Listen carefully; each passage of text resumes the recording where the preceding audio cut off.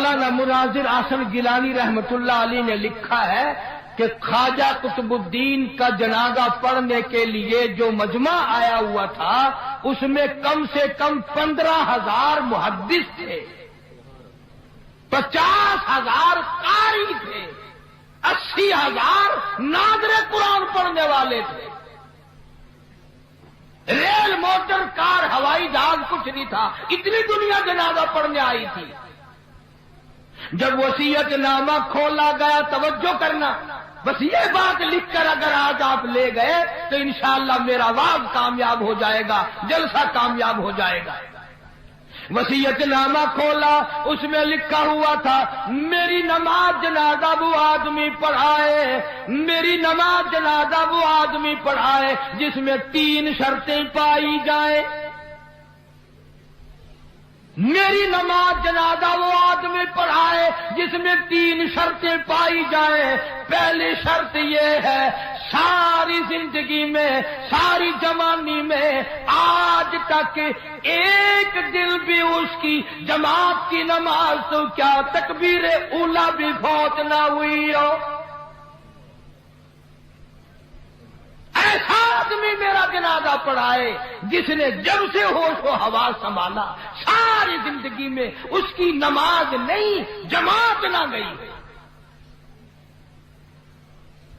پہلی شرط تو یہ، اور دوسری شرط یہ ہے میری نماز جنازہ وہ آدمی پڑھائے جس کی ساری زندگی میں کبھی تہجد کی نماز قضا نہ ہوئی ہو۔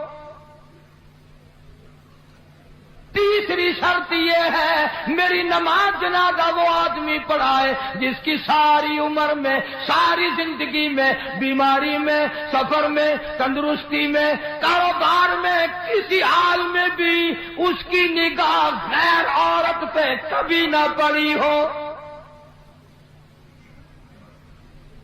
غیر محرم عورت پہ اس کی کبھی نہ نظر پڑی۔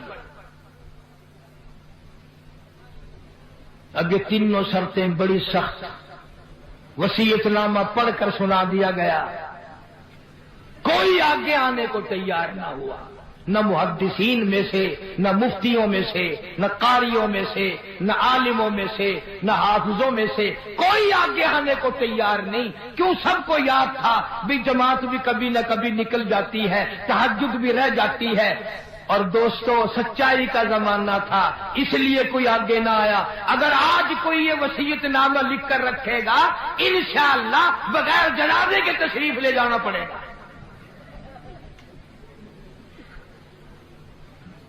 اگر آج کر ایسا وصیت نامہ بھی لکھو گے، ایسا ملا آگے آئے گا جس نے کبھی فرض بھی نہیں پڑے، وہ کہے گا چلو چھوڑو یار، اور نہیں اخبار میں فوٹو تو آئے گا۔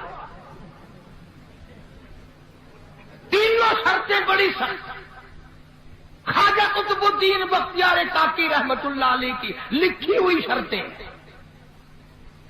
صبح سے لے کر شام ہو گئی، عصر کا وقت آ گیا، جنازہ رکھا ہوا ہے، خلقت خدا کی آئی ہوئی ہے، نہ کسی میں یہ شرطیں پائی جائیں، نہ کوئی جنازہ پڑھائے۔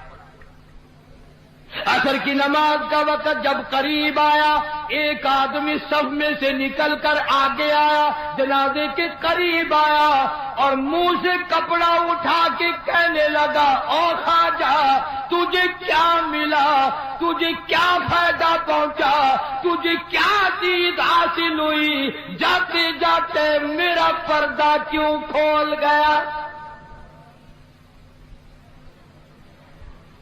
آج تک میرے رب کے سوا، تیرے سوا کوئی نہیں جانتا میں کیسا ہوں، آج تو نے میرا راز کھول دیا، میں سمجھتا ہوں کس کو لکھ کے گئے ہو، کس سے جنازہ پڑھوانا چاہتے ہو، مجھے پتا چل گیا تھا پر میں اپنے آپ کو چھپانا چاہتا تھا۔ او خواجہ مجھے دنیا میں کیوں ذلیل کر دیا؟ اب 2 باتیں ہیں، اگر میں اپنا راز بچاؤں تیرا جنازہ پڑھانے والا کوئی نہیں، اور اگر تیرا جنازہ پڑھاؤں میرا راز نہیں بچتا۔ کون ہے آج میرا میرا پردہ بچائے، تو نے تو اپنا فائدہ کر لیا، میرا نام لکھ کر چلا گیا، شرطیں میرے بارے میں لکھی ہے، آج کے بعد دنیا مجھے کیا کہے گی؟ ابھی موت نہ جانے کتنا دور ہے، اگر اس کے خلاف ہو گیا میں کالی کملی والے کو کیا منہ دکھاؤں گا؟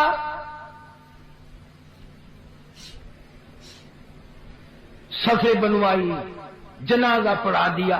میں تاریخ کی طرف سے ذمہ داری سے کہتا ہوں، کسی نے اعتراض نہیں کیا کہ تیرے اندر یہ شرطیں نہیں پائی جاتی۔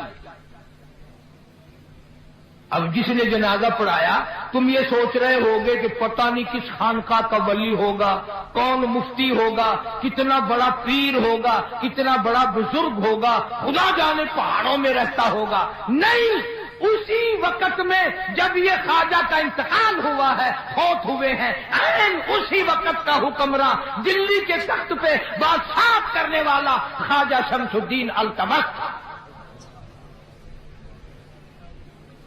کبھی بادشاہ ایسے ہوا کرتے تھے کہ ان کی جماعت کی نماز نہ جاتی تھی، کبھی تہجد قضا نہیں ہوتی تھی، کبھی غیر عورت پہ اس کی نگاہ نہیں پڑتی تھی۔ آج غریبوں، مزدوروں اور ملازموں، تم سارا دن بدنیتی سے 100 عورتوں کو تاڑتے ہو، اور مرتے وقت تمہیں کیا ملے گا؟